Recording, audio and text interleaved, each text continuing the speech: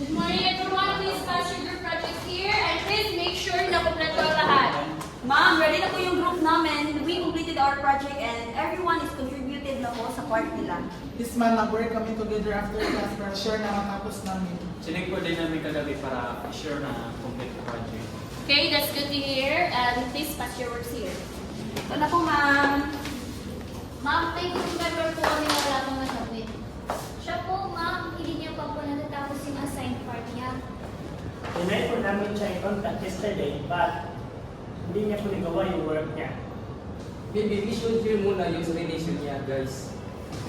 Ma'am, I'm really sorry po. Alam ko po hindi ko nagawa yung project ko. Pero please po, wag niyo po sana akong i-fail. And sobrang stress po sa bahay namin to the point na hindi na po ako nakapag-focus sa project namin.